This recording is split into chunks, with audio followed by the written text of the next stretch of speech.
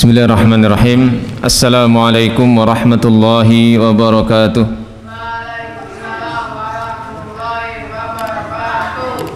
Alhamdulillahi rabbil alamin.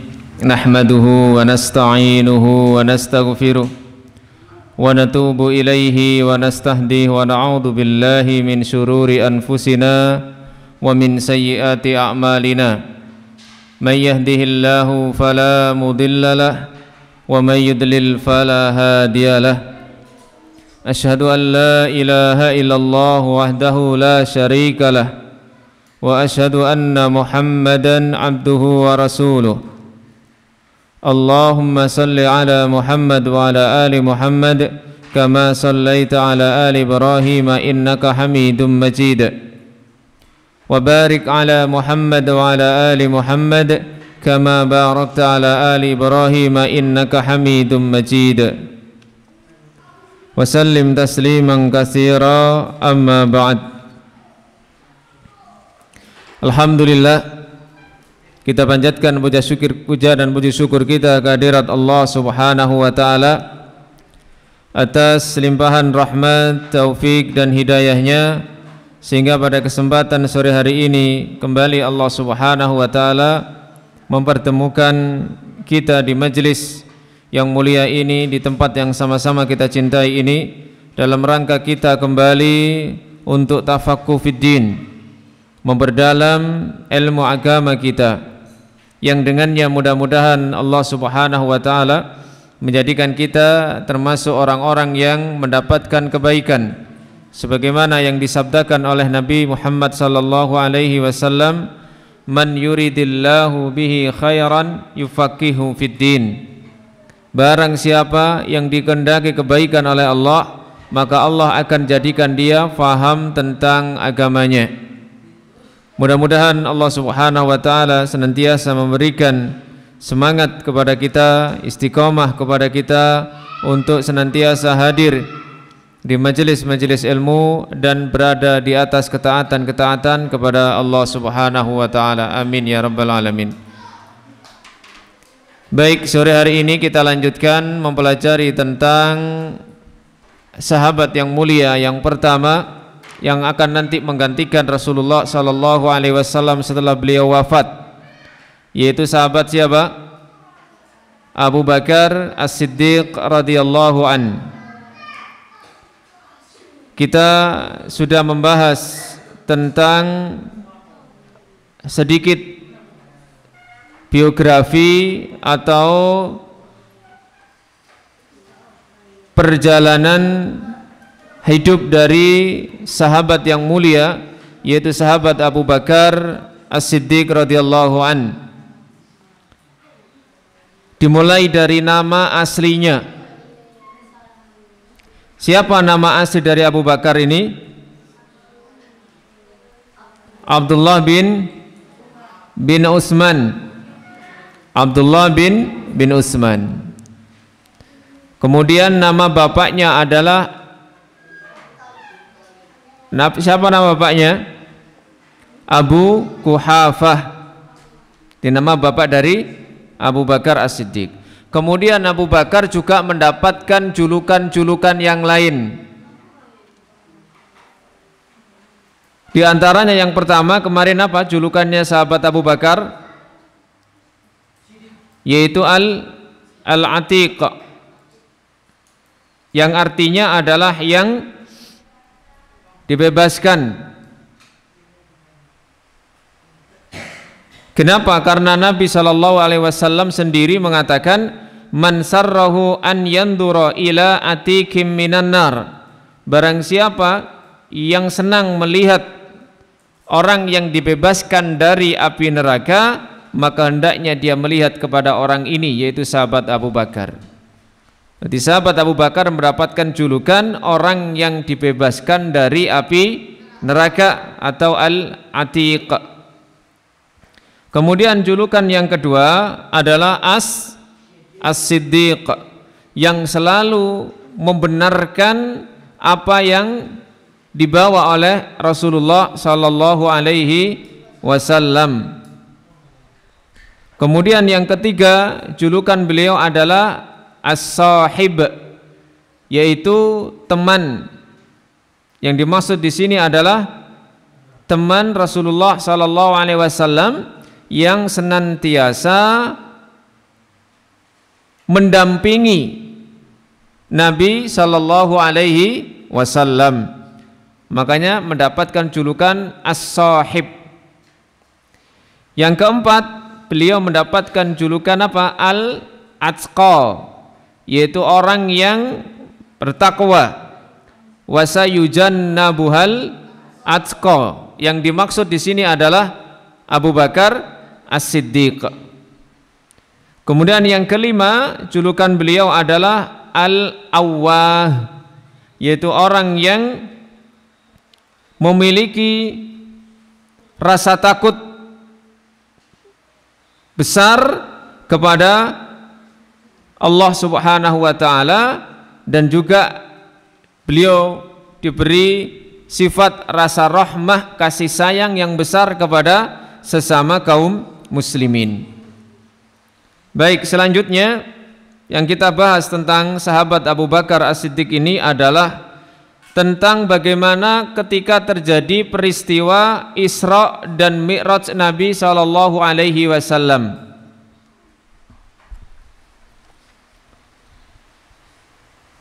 Fi amil hazan faqadan Nabi sallallahu alaihi wasallam ammahu Abu Talib. Nabi sallallahu alaihi wasallam setelah meninggalnya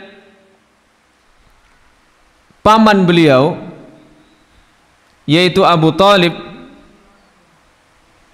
yang membela dan juga menjaga Nabi sallallahu alaihi wasallam dari gangguan orang-orang Quraisy. Maka Nabi sangat bersedih. Nabi sangat bersedih. Walaupun Abu Talib ini paman beliau meninggal dalam keadaan belum beriman kepada Rasulullah sallallahu alaihi wasallam, maka beliau pun kehilangan kembali istri beliau yang tercinta, yaitu siapa?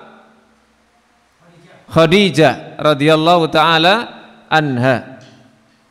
Maka bertambah sedihlah Nabi sallallahu alaihi wasallam, sehingga tahun itu disebut dengan tahun kesedihan, karena Nabi ditinggal oleh dua orang yang sangat beliau cintai. Yang pertama adalah Abu Talib, yang kedua adalah istri beliau sendiri, yaitu siapa? Khadijah. Setelah Abu Talib ini meninggal, istri beliau meninggal, orang-orang Quraisy semakin berani menentang Nabi sallallahu alaihi wasallam, sehingga beliau pun mengarahkan dakwah beliau yang asalnya dari Mekah, kemudian beliau memilih daerah yang namanya Taif. Beliau memilih daerah yang namanya Taif. Nabi berangkat ke Taif ini bersama Zaid bin Harisah. Tujuannya apa? Untuk mendakwai penduduk Taif supaya masuk Islam. Tetapi ternyata penduduk Taif ini mengejek, menghina, mencela Nabi sallallahu alaihi wasallam dan mengusir Nabi dari Taif. Bahkan orang-orang Taif ini menyuruh anak-anak mereka serta orang-orang gila di antara mereka, hamba sahaya, untuk melempari Nabi sallallahu alaihi wasallam dan mengusir Nabi dengan batu. Jadi anak-anak kecil di Taif ini dikerahkan oleh orang-orangnya untuk apa? Melempari Nabi dengan batu dan mengusir Nabi. Sehingga Nabi sallallahu alaihi wasallam ini pulang kembali ke Mekah dalam keadaan apa? Sedih. Beliau masuk ke Mekah dalam perlindungan yang namanya Mut'am bin Adi.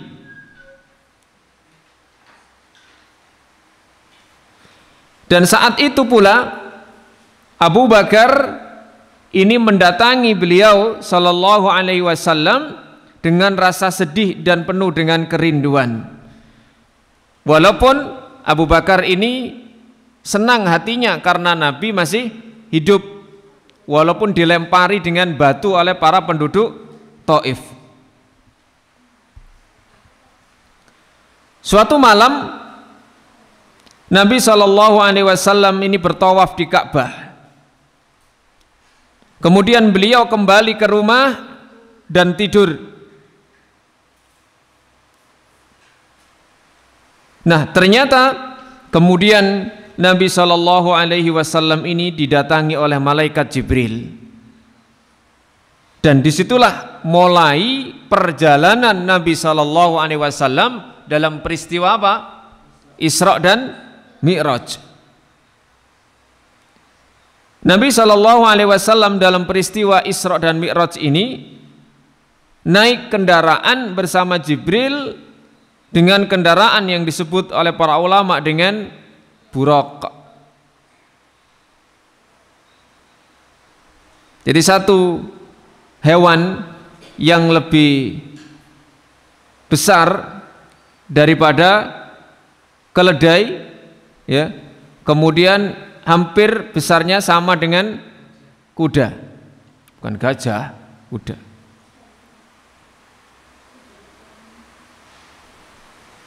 Dengan perjalanan yang sangat cepat, sehingga perjalanan ini ditempuh oleh Nabi Shallallahu Alaihi Wasallam dengan jangka waktu yang sangat cepat. Karena buraq ini sekali berjalan ini perjalanan jauhnya sepanjang atau sejauh pandangan mata. Jadi lap gitu ya, sampai kita sejauh memandang disitulah sekali melangkah. Dan tujuan itu telah ditetapkan oleh Allah Subhanahu wa taala sebagaimana dalam Al-Qur'an. Subhanalladzi asra bi abdihi lailan minal masjidil haram ilal masjidil aqsa. Perjalanan yang pertama ini rutenya adalah dari Masjidil Haram menuju Masjidil Aqsa. Di mana? Di Palestina. Kemudian Nabi di situ bertemu dengan para nabi yang lain. Jadi di Masjidil Aqsa itu ternyata Nabi sudah ditunggu oleh para nabi yang lain, seluruh para nabi. Beliau kemudian sholat mengimami mereka di Masjidil Aqsa tadi. Dan setelah dari Masjidil Aqsa kemana? Ke langit, sampai langit tingkat 7. Maka disitulah kemudian Nabi SAW di langit tingkat 7 itu beliau melihat Al-Baitul Ma'mur, yaitu Ka'bahnya para malaikat yang ada di sana. Jadi kalau di Mekah itu adalah Ka'bahnya manusia, malaikat itu juga punya Ka'bah sendiri di langit tingkat 7 yang disebut dengan Al-Baitul Ma'mur. Dan Nabi melihat itu. Di dalam hadis disebutkan para malaikat itu yang masuk ke Al-Baitul Ma'mur kemudian tawaf di situ, itu setiap hari 70.000 malaikat. Setelah masuk mereka tidak keluar lagi. Tiap hari seperti itu 70.000 malaikat yang bertawaf di Al-Baitul Ma'mur, yaitu di puncak dari langit. Karena langit ini berapa tingkat? 7 tingkat. Nah, di langit tingkat 7 inilah ada Ka'bah. Dan ini digunakan oleh para malaikat untuk tawaf. Apa tawaf itu? Tawaf itu apa? Tawaf itu apa? Perjalanan. Tawaf itu artinya berkeliling. Pernah lihat Ka'bah dikelilingi oleh orang yang haji? Ya, itu namanya tawaf. Ya. Singkat cerita, bahwa Nabi SAW dalam peristiwa Mi'raj itu menerima perintah apa? Perintah sholat. Berapa waktu?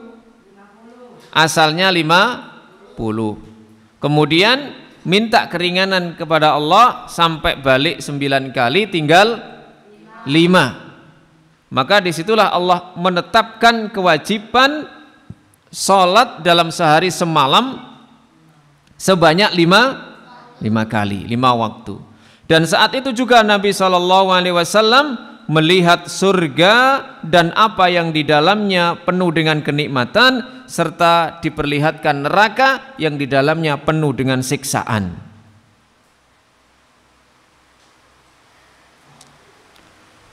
Dan malaikat Jibril ini sebagai pemandunya. Ketika mengantar ke surga, ketika mengantar ke neraka, dijelaskan di situ ada penghuni surga, ada penghuni neraka dengan berbagai macam siksaannya. Itu dijelaskan oleh siapa? Malaikat Jibril alaihissalam kepada Nabi Muhammad sallallahu alaihi wasallam. Nah, wa'adan Nabi sallallahu alaihi wasallam, Nabi kemudian balik kemana? Ke Mekah, ya.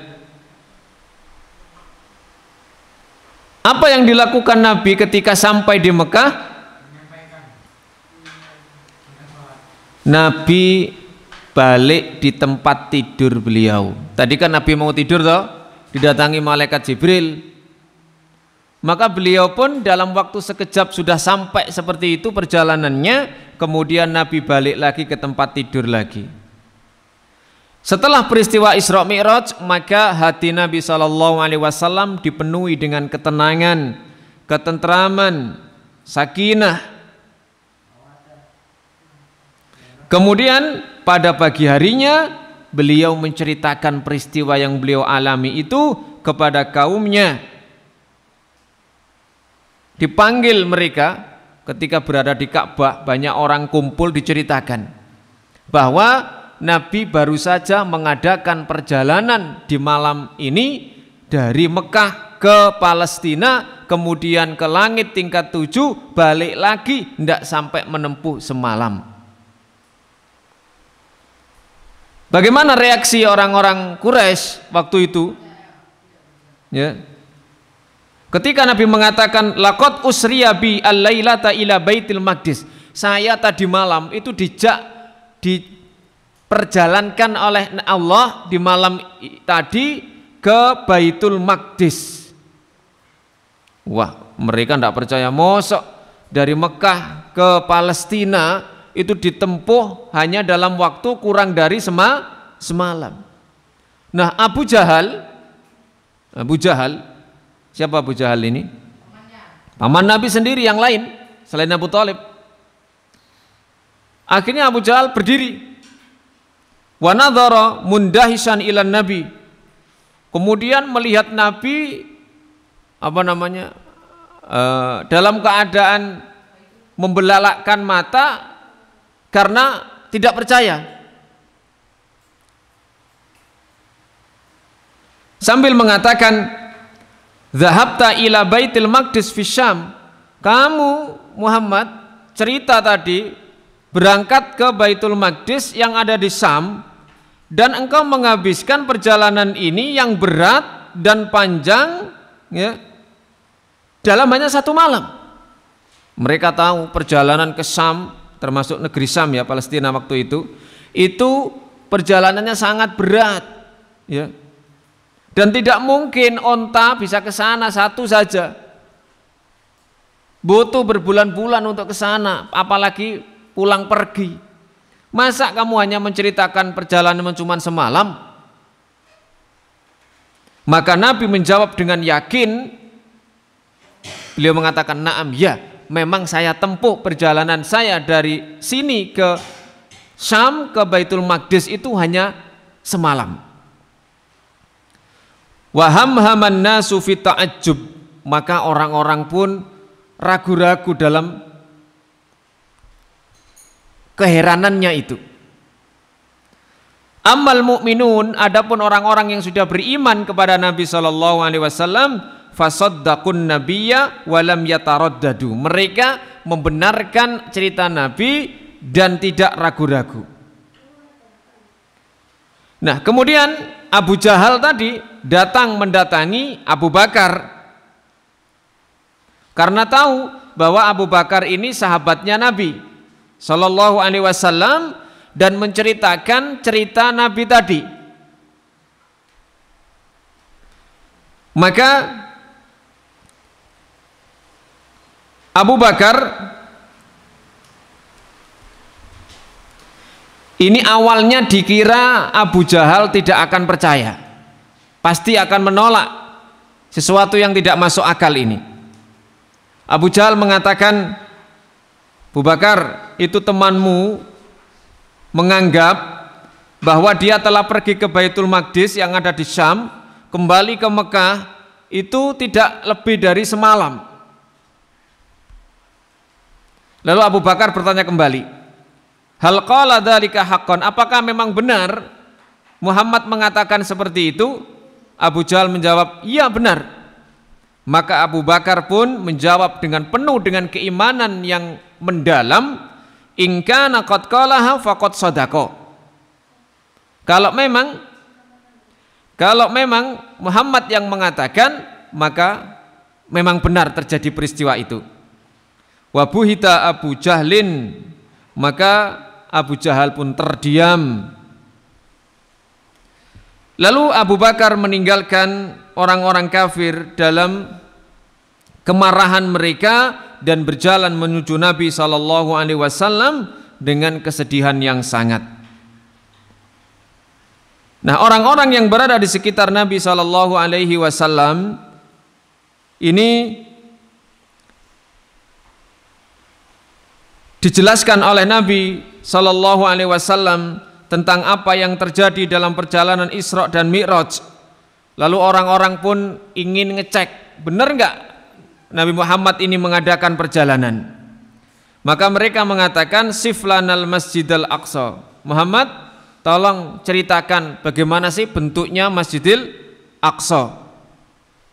Maka kemudian Nabi sallallahu alaihi wasallam mulai menjelaskan kepada mereka secara rinci, secara detail tentang bentuknya Al-Masjidil Aqsa. Tiangnya ada berapa, kemudian luasnya berapa. Ini dihitung secara detail. Nabi menceritakan itu kepada orang-orang Quraisy. Lalu ada seorang laki-laki yang mengatakan, sesungguhnya Muhammad ini belum pernah ke Baitul Maqdis sama sekali. Yang lain mengatakan, seandainya dia bisa memberikan sifat Baitul Maqdis dengan benar, maka berarti dia jujur.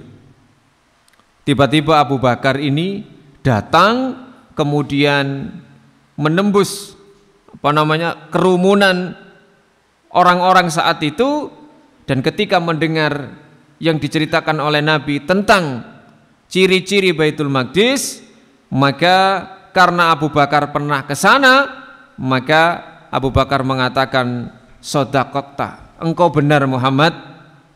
Memang Baitul Maqdis itu persis seperti yang engkau ceritakan.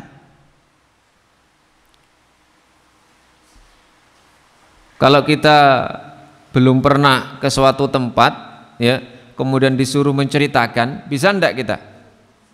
Enggak bisa. Ya. Maka saat itulah kemudian Nabi sallallahu alaihi wasallam mendapatkan julukan tersendiri dari Nabi, bahwa Abu Bakar mendapatkan julukan tersendiri dari Nabi, bahwa beliau mendapatkan gelar As-Siddiq, yang selalu membenarkan apa yang diucapkan oleh Nabi sallallahu alaihi wasallam. Jadi Abu Bakar itu selalu percaya, beriman langsung terhadap apa yang disampaikan oleh Nabi Muhammad sallallahu alaihi wasallam, karena yakin bahwa apa yang diucapkan oleh Nabi sallallahu alaihi wasallam adalah benar. termasuk ketika peristiwa Isra dan Mi'raj ini. Kemudian berikutnya tentang ketika Nabi berhijrah dari Mekah ke Madinah. Setelah 11 tahun, di tahun ke-11 setelah Nabi itu diangkat, ya, maka orang-orang musyrik Mekah ini semakin berani mengganggu dan mencelakai Nabi SAW, bahkan mereka berusaha untuk membunuh Nabi SAW.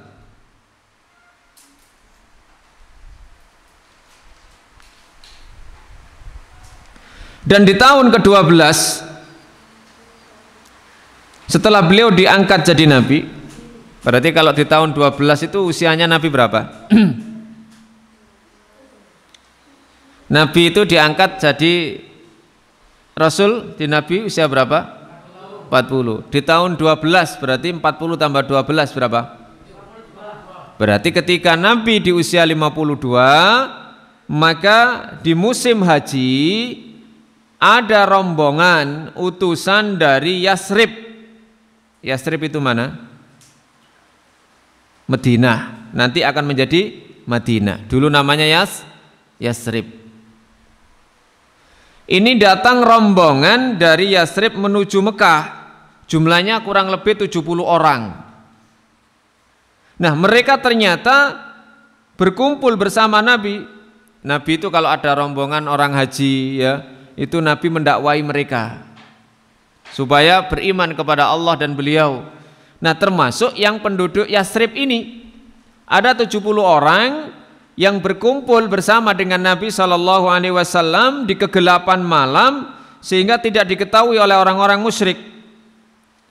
Mereka berbaiat kepada Nabi SAW, ya, bahwa mereka akan mendakwahkan Islam karena mereka sudah beriman saat itu ke negeri mereka, ke kota mereka, yaitu di Yasrib. Jadi rombongan dari Yasrib ini yang kelak akan menjadi Madinah, ini ternyata beriman kepada Nabi SAW. Waktu itu jumlahnya 70 orang. Mereka berbaiat dan kembali ke Madinah. Maka Rasulullah SAW saat itu ternyata diberi wahyu oleh Allah Subhanahu wa Ta'ala lewat mimpi. Beliau diperlihatkan tentang daerah yang akan menjadi hijrahnya para sahabat nanti, di mana daerah itu memiliki banyak tumbuhan kurma. Yang dimaksud adalah Yasrib. Jadi Nabi ditampakkan tentang daerah kota yang nanti akan menjadi tempat hijrahnya, tempat pindahnya para sahabat termasuk Nabi SAW. Maka setelah tiba waktunya Allah mengizinkan hijrah. Pertama kali Nabi memerintahkan orang-orang Mekah yang beriman kepada beliau saat itu, sahabat beliau, untuk berhijrah terlebih dahulu menuju Yasrib tadi. Dan Abu Bakar juga bersiap-siap untuk berangkat hijrah, mempersiapkan dirinya sendiri untuk berangkat hijrah.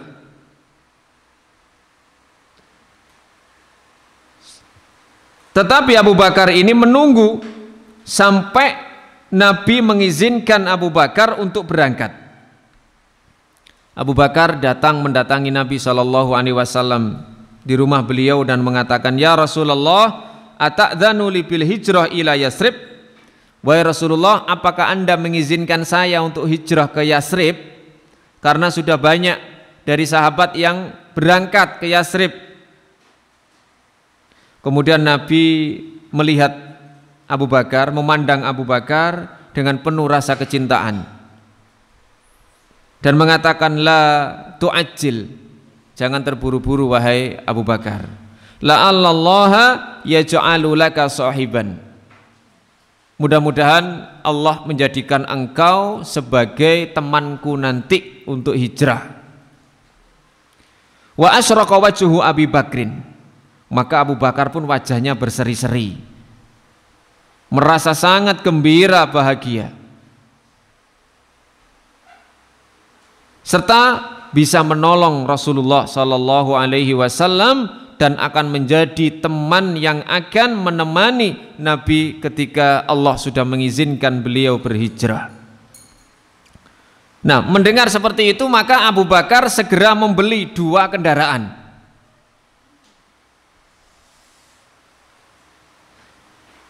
Tujuannya apa? Untuk bersiap-siap. Untuk bersiap-siap.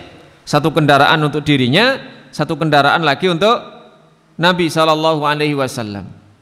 Dan beliau mengumpulkan seluruh hartanya agar bisa dibawa ketika nanti melakukan safar dan untuk diinfakkan di jalan Allah Subhanahu wa taala. Maka Abu Bakar pun menunggu dalam kecemasan, ya, perintah dari Allah untuk berhijrah. Pada suatu ketika Abu Bakar ini sedang duduk-duduk di rumahnya bersama dengan kedua putrinya, yaitu siapa? Putrinya Abu Bakar itu siapa? Salah satunya coba sebutkan. Siapa? Fatimah. Putrinya Aisyah. Satu lagi siapa? Asma. Asma. Nah, pada suatu hari Abu Bakar ini sedang duduk di rumahnya bersama dengan 2 putrinya, yaitu Aisyah dan Asma. Tiba-tiba Abu Bakar ini mendengar pintu diketuk. Tok tok tok, begitu ya. Kira-kira siapa yang datang? Tukang paket. Tok tok tok, paket gitu. Enggak. Pintunya diketuk. Kemudian Abu Bakar segera bangkit dan membuka pintu itu. Ternyata yang datang adalah Al-Habib, orang yang sangat dicintai oleh Abu Bakar, yaitu Rasulullah Sallallahu Alaihi Wasallam. Abu Bakar heran, tidak biasanya ini Nabi ini kok tiba-tiba datang di waktu ini. Pasti ada suatu perkara yang penting. Kenapa kok sampai Nabi mengetuk pintu di waktu ini? Akhirnya Nabi masuk ke rumahnya Abu Bakar dan mengatakan, akhrij min indika, tolong keluarkan apa yang ada di sampingmu. Siapa sekarang yang ada di sini? Tidak ada Nabi kecuali 2 putri saya tadi. Namanya siapa? Asma dan Aisyah. Kemudian dia mengatakan, qad udhinali fil khuruj. Sekarang saya sudah diizinkan oleh Allah untuk keluar dari Mekah menuju mana tadi? Madinah, Yathrib. Menuju mana? Yathrib. Sebelum Nabi sampai di sana, menempati atau berdiam diri di sana, belum menjadi Madinah. Masih apa tadi namanya kotanya? Yathrib. Yathrib. Hatafa Abu Bakrin fi roja. Kemudian Abu Bakar ini berharap bahwa akan menjadi pendamping yang akan menemani Nabi untuk hijrah.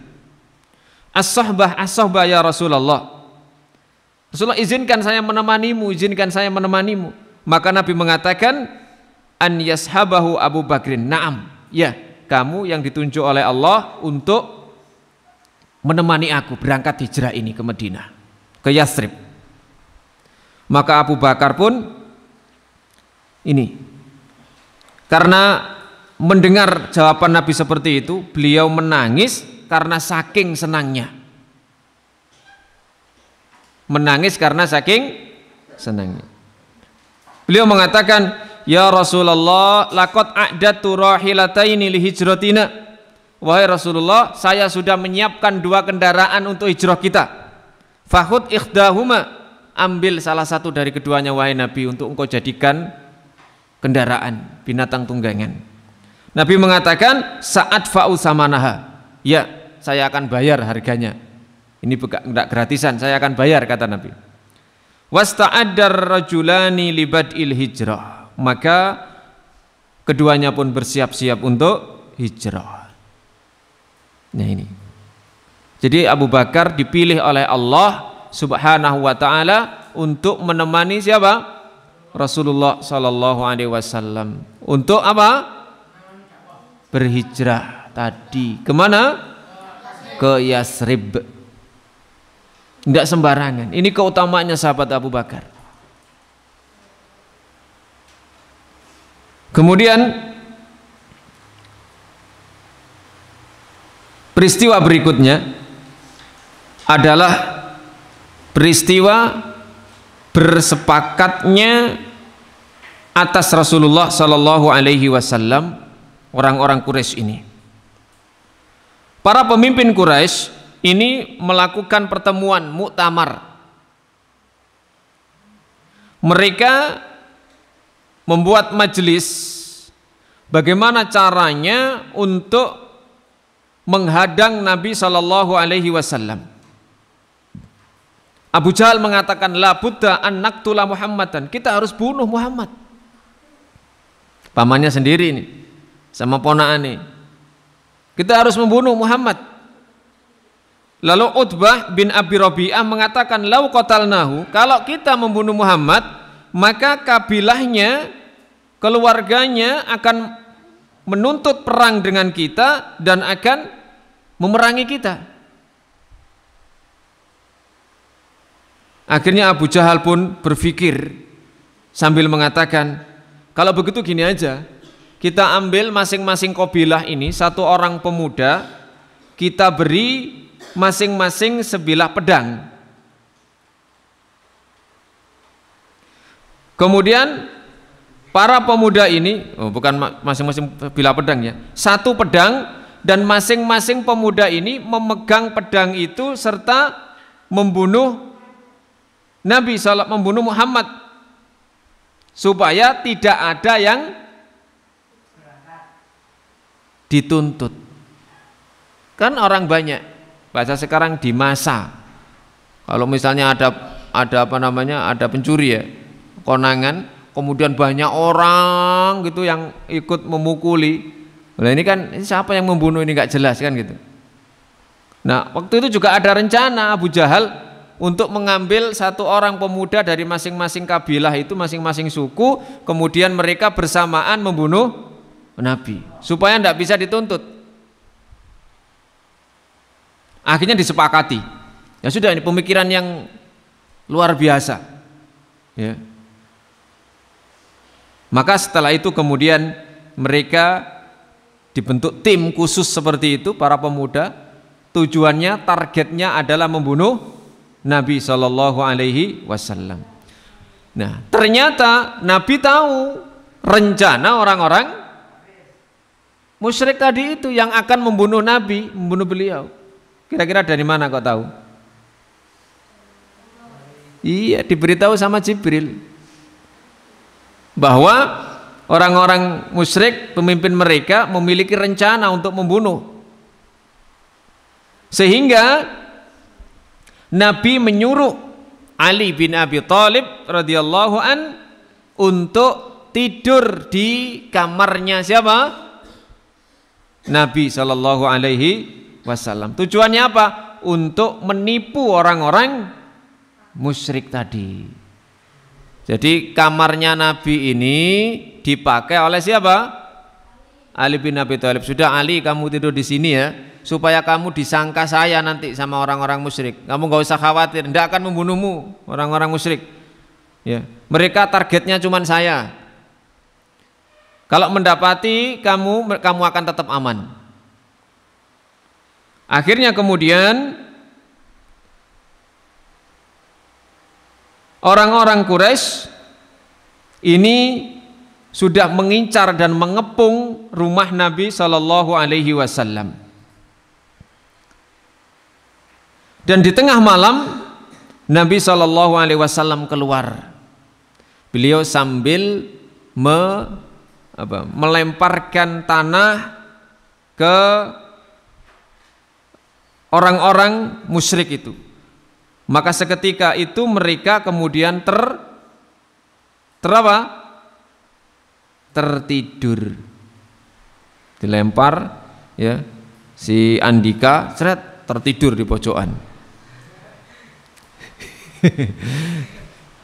Dilempar sama tanah, pasir, kemudian tertidurlah orang-orang yang mengepung Rasulullah sallallahu alaihi wasallam.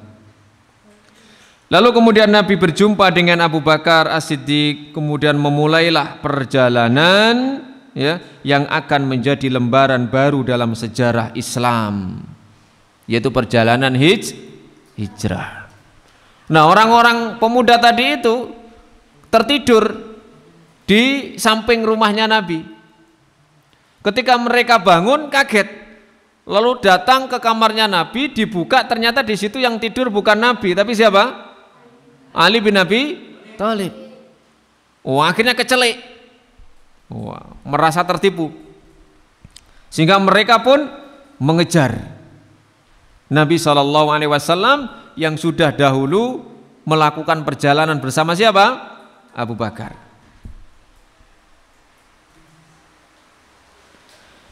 Nah, perjalanan ini Nabi SAW dengan Abu Bakar.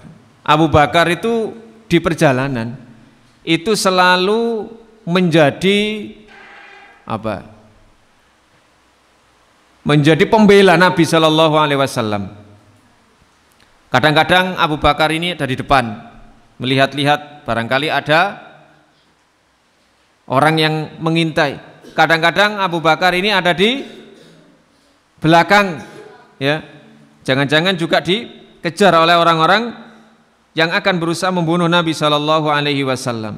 Terus begitu beliau mengawasi, jangan sampai ada yang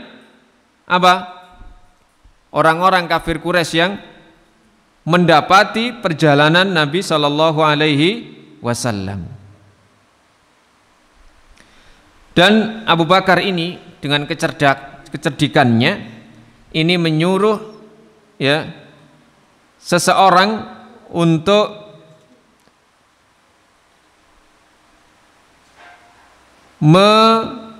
menggembala kambing di jalan yang dilalui oleh Nabi dan Abu Bakar. Tujuannya apa? Agar tidak terlihat jejak perjalanannya Nabi dan Abu Bakar.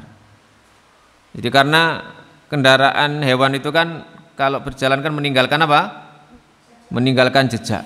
Nah, supaya tidak kelihatan, maka Abu Bakar menyuruh seseorang untuk menggembalakan kambing di sekitar itu sehingga jejaknya tidak kelihatan. Maka Nabi SAW pun beristirahat dalam perjalanan itu, masuk ke gua. Dan gua ini disebut dengan gua apa? Gua Sur. Ya, sebenarnya bukan gua ya. Itu hanya cekungan sedikit begitu ya. Ini hanya bisa dibuat mungkin untuk 2 orang. Ya, istirahat di situ ya. Kemudian Nabi SAW sebelum masuk, Abu Bakar mengatakan, "Ya Rasulullah, wallahi la tadkhul al-ghar."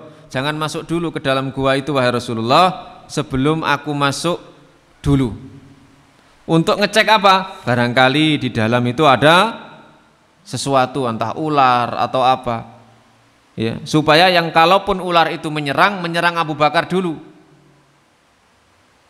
Tidak menyerang siapa? Nabi SAW. Jadi Abu Bakar ini masuk ke dalam cekungan tadi, melihat-lihat apakah ada hewan buasnya atau hewan berbisa. Ya. Lalu kemudian setelah aman, maka Abu Bakar dan Nabi SAW pun masuk ke dalam gua itu. Ketika berada di dalam gua,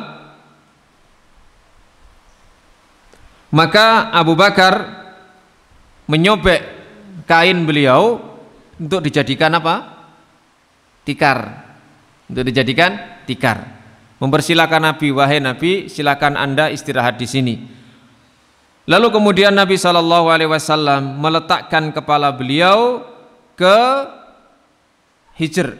Hijr itu kepahanya Abu Bakar. Jadi dibuat bantal. Akhirnya kemudian Rasulullah ini sampai tertidur. Nah, ternyata ketika Nabi tertidur, Abu Bakar ini terjaga. Abu Bakar tidak tahu kalau ternyata di situ ada ular. Di situ ada ular. Nah, ular itu ternyata kemudian mematuk, menggigit siapa? Abu Bakar. Beliau sebenarnya merasakan sakit yang luar biasa, tapi ditahan. Kenapa? Karena saat itu Nabi sedang tidur berbantalkan pahanya Abu Bakar. Kalau saya bangkit, wah ini nanti Nabi akan bangun. Dia tahan betul sakitnya. Abu Bakar tidak bergerak sama sekali. Ya. Tetapi ternyata saking gak kuatnya Abu Bakar ini nangis. Saking nahan sakitnya itu Abu Bakar sampai nangis. Tapi nggak berok-berok ya, nggak mengeluarkan suara. Hanya air matanya ini keluar. Nah, ketika air mata keluar ini, jatuh air mata ini mengenai wajah siapa? Wajah Nabi SAW.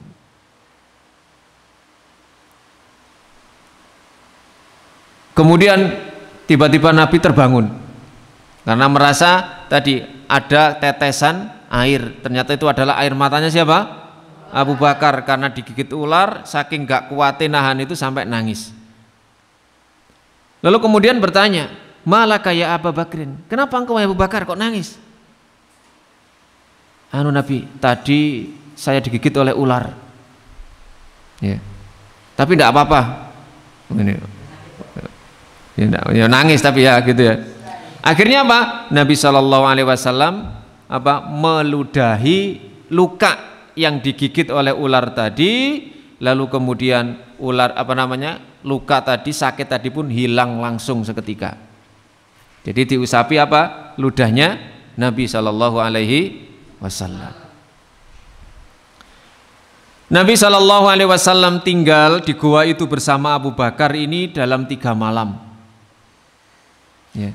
Nah, dalam rentang waktu 3 malam ini, orang-orang yang tadi mencari siapa?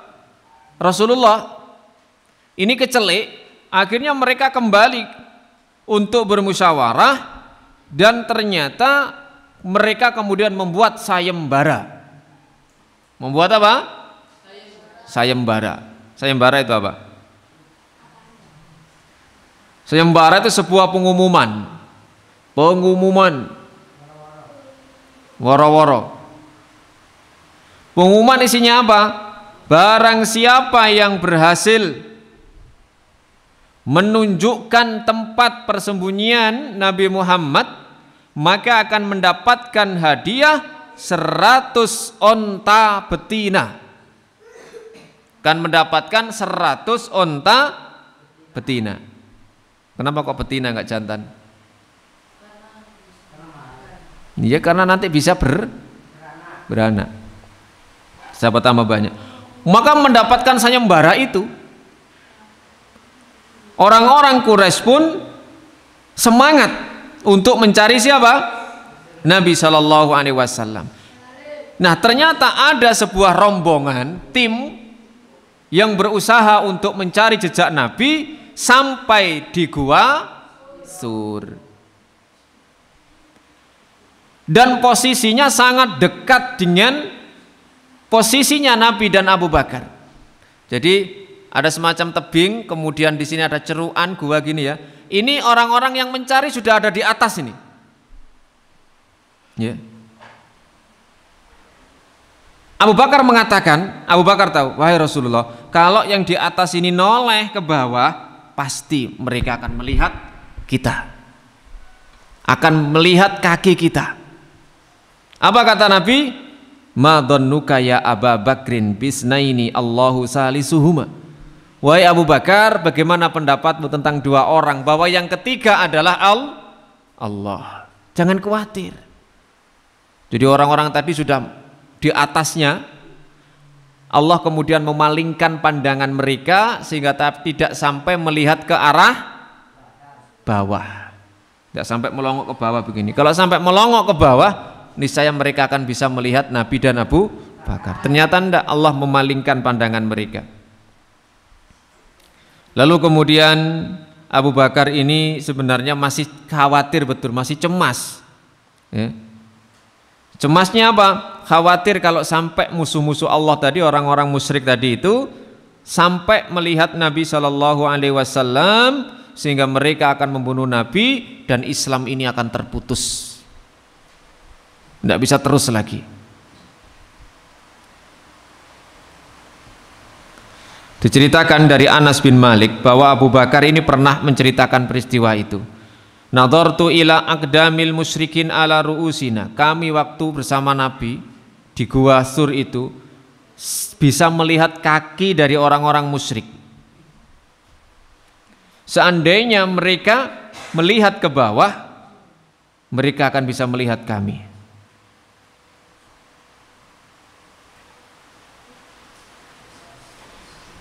Lalu kemudian tentang peristiwa ini, Rasulullah Shallallahu Alaihi Wasallam pernah berkata kepada Hasan bin Sabit.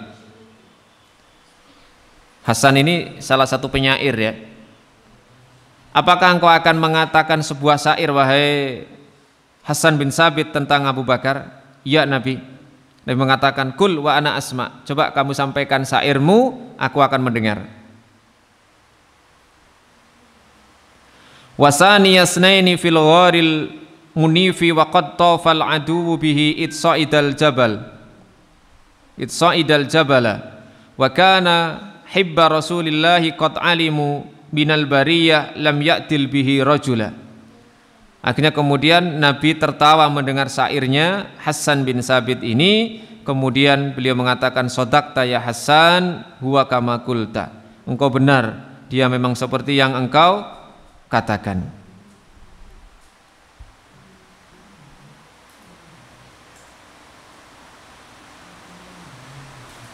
Nah, ini bagaimana peran atau kisah sahabat Abu Bakar radhiyallahu taala anhu menemani hijrahnya Nabi sallallahu alaihi wasallam.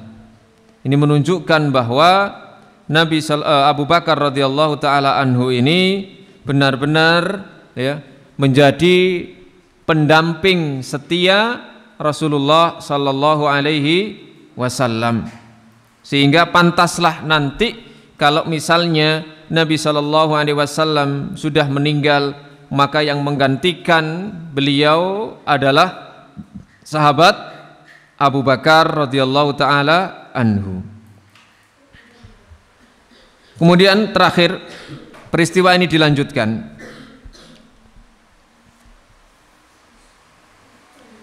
Bahwa Abu Bakar ini adalah orang yang memberikan petunjuk jalan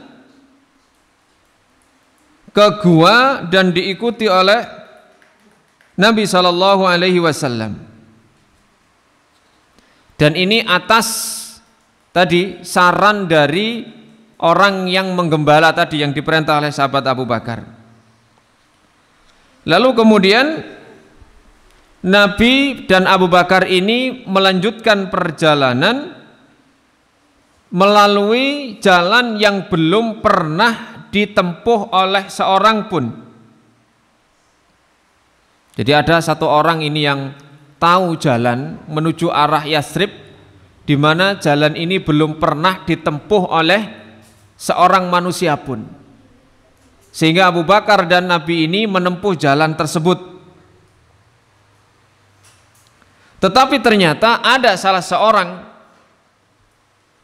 dari orang musyrik Mekah yang berhasil mengetahui jejak Nabi dan Abu Bakar. Namanya adalah Suraqah bin Suraqah bin siapa? Suraqah bin Malik. Suraqah bin Malik ini ternyata memang orang yang bahasa sekarang survivor. Orang yang sering mengadakan perjalanan sehingga tahu betul jalan yang diinginkan oleh sahabat Abu Bakar dan Nabi untuk ke Yasrib supaya tidak diketahui orang. Jadi Suraqah ini seorang diri. Karena tadi sayembaranya mendapatkan hadiah apa? Hadiah apa? 100 ekor onta betina. Soalnya ngantuk iku mang, berarti betina dikira merah. Maka kemudian wataradhum bijawadihi as-sari wa huwa yashharu sayfahu aliyan. Kemudian Suraqah bin Malik ini mengejar Nabi dengan cepat sambil menghunuskan pedangnya, mengangkat pedangnya tinggi-tinggi dengan mengatakan dalam hatinya, wah, saya akan mendapatkan hadiah yang besar tadi. Kena aku iki hadiah iki 100 ekor onta. Wais. Walakinnallaha anqadha nabiyahu sallallahu alaihi wasallam. Akan tetapi Allah menyelamatkan nabinya. Serta tadi siapa? Sahabat Abu Bakar. Kullama iktaraba minhuma Suraqah ta'assara jawaduhu. Ketika Suraqah ini sudah mendekati posisi Nabi dan Abu Bakar, tiba-tiba apa? Kudanya ini tersungkur. Sampai Suraqah ini jatuh. Kemudian naik lagi Suraqah. Kudanya dipacu lagi untuk mendekati siapa? Nabi. Kembali lagi, kemudian kuda Suraqah ini tersungkur lagi, jatuh lagi, terjatuh dan terjatuh terus, sehingga tidak sampai berhasil mendekat kepada Nabi Shallallahu Alaihi Wasallam. Lalu dengan keputusasaan Suraqah ini berteriak dengan keras, "Ana Suraqah." Banyak begitu. Muhammad, saya Suraqah. Masa tidak kenal sama saya? Wah, begitu ya ini. Intaziru entenono, tunggu saya. Karena sudah berkali-kali mendekat jatuh. Nabi santai saja dengan siapa? Abu Bakar. Abu Bakar sudah gelisah. Waduh, Suraqah ini sebentar lagi nyusul. Ternyata jatuh lagi. Sampai berkali-kali menyerah akhirnya Suraqah. Muhammad, tunggu, saya Suraqah. Nah, itu ya. Akhirnya apa? Nabi mengatakan kepada Abu Bakar, Bakar, saya tanya kamu itu, ngapain di Suraqah kesini? Gitu ya. Nabi santai. Ngapain Suraqah kesini? Apa yang dia inginkan dari kita? Lalu kemudian Abu Bakar datang. Mendatangi siapa? Wah, Umar melok-melok ya. Suraqah bin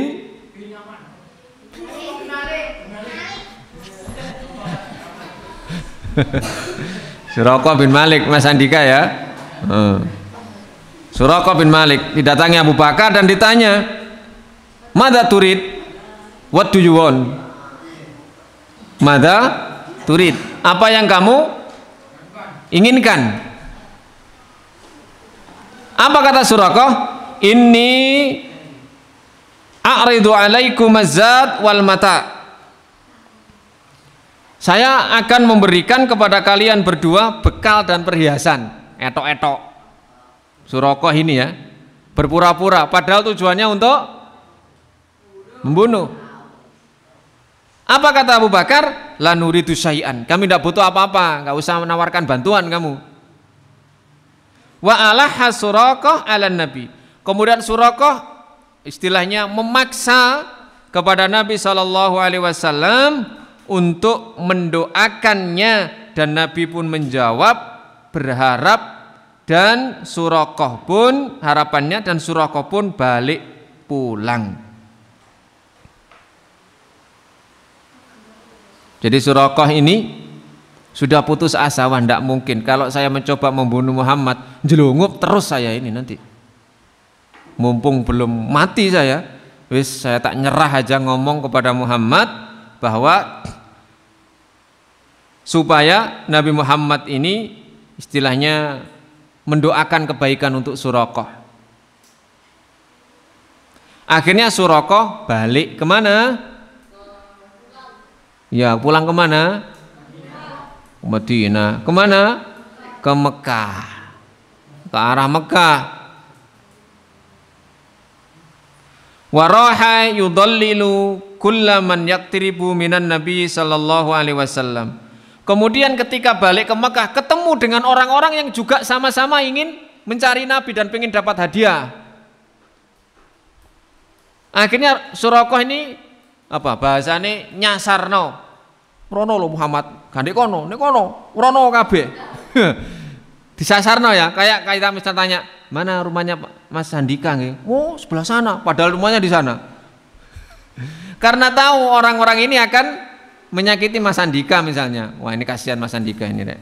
Wis disasarno ya wong wis. Gitu. Nah, orang-orang itu disasarno sama siapa tadi? Suraqah. Karena sudah muncul rasa cinta Suraqah kepada Nabi ini. Muhammad tidak ke sana kok. Nduk kono lho Muhammad koyoke. Arah sana aja. Yo gak ketemu. Ya. Akhirnya apa? Laqad kana Suraqah fis sabah mutaritan lin nabi yuridu qatlahu wa sara fil masa harisan lahu. Pagi harinya Suraqah tadi sudah hampir berhasil membunuh Nabi, sore harinya menjadi pelindung Nabi. Artinya apa? Dengan menyesatkan orang-orang yang akan membunuh Nabi. Ya. Nanti Suraqah itu masuk Islam nanti. Suraqah bin Malik. Kemudian singkat cerita Suraqah ini datang sampai ke Mekah. Wah, dikerubung sama orang-orang Mekah. Ya gimana Suraqah berhasil nggak tahu nggak jalannya. Kemana arahnya Muhammad? Di mana posisinya? Wes gak usah bahas Muhammad, wes balik aja gak usah bahas. Karena dia punya pengalaman yang seperti itu. Sudah tidak berhasil kamu, udah tidak berhasil. Saya aja yang tinggal beberapa langkah aja nyungsep terus kok. Nah, udah wes, nggak usah diteruskan ini. Gitu. Dan Suraqah ternyata mendapatkan hidayah untuk masuk Islam. Ini di zamannya Umar. Suraqah ini sudah diberitahu sama Nabi. Suraqah, kamu nanti akan memakai mahkota raja Romawi yang ditaklukkan oleh Umar. Dan betul ketika Umar itu berkuasa, mahkota itu menjadi harta rampasan perang. Umar ini ingat kata Nabi, kemudian dipakaikanlah mahkota itu dan baju raja itu oleh Suraqah bin Malik. Setelah itu disuruh ngelepas. Udah lepasan lagi Suraqah, kamu hanya berhak makai lam gawe tok dilu gitu ya. Kemudian singkat cerita Nabi pun bersama Abu Bakar sampai ke Yasrib. Fasara ismuhal Madinah al-Munawwarah. Kemudian apa? Namanya menjadi Al-Madinah Al-Munawwarah atau Madinatun Nabi, kota tempat tinggal Nabi sampai beliau wafat di sana. Para penduduknya semua menyambut kedatangan Nabi SAW dengan penuh sukacita dan kebahagiaan, dan Nabi SAW mulailah membentuk masyarakat Islam yang baru di Madinah karena Mekah sudah ditinggal. Dan nanti ya Mekah akan kembali direbut oleh Nabi SAW. Inilah peran sahabat yang mulia. Sahabat siapa? Abu Bakar radhiyallahu taala anhu.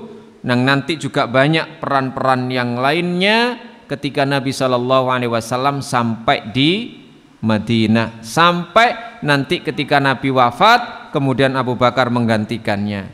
Nanti kita akan bahas pada pertemuan berikutnya. Mudah-mudahan Allah Subhanahu wa taala senantiasa memberikan teladan dalam hati kita terhadap perjalanan orang-orang yang terbaik dari umat ini, Rasulullah sallallahu alaihi wasallam dan para sahabat, khususnya mereka orang-orang yang mendapatkan kabar gembira dari Nabi sallallahu alaihi wasallam akan menjadi penduduk surga. Dan mudah-mudahan kita bisa meneladani kisah-kisah tersebut agar Islam benar-benar kembali seperti apa yang di awal-awalnya dulu.